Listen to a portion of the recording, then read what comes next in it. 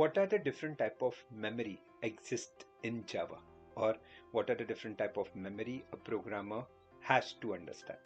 One question which is very tricky and hardly student know. So let's begin with this.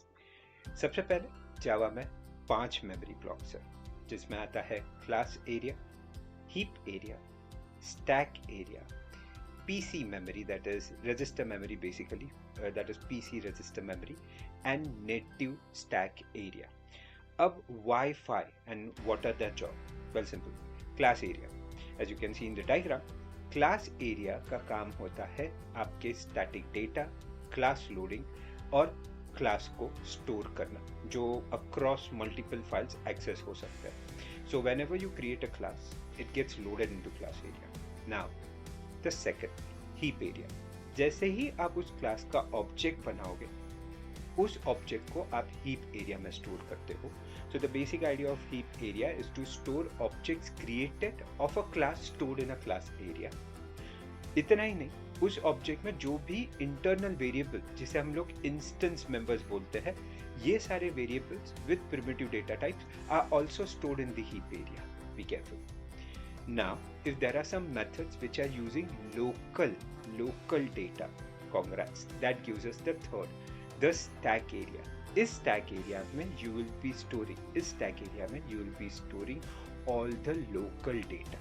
यानी कि जो temporary data है, like recursion है, return address है, ये सारा data जाएगा stack area में. फिर आता है register memory या PC register memory. ये basically store करता है which is the current instruction getting executed and the address of next instruction to be executed. And finally आता है native method stack.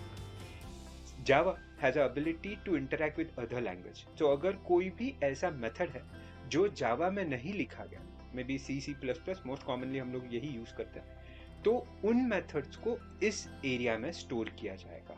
So each of the memory is used by different thing. अगर मैं वापस एक quick recap दूं, try to understand.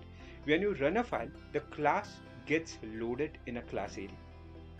Object created and internal members, instance members of objects are along with each other are stored in heap area. Temporary variable, recursion, return addresses are stored in the stack area.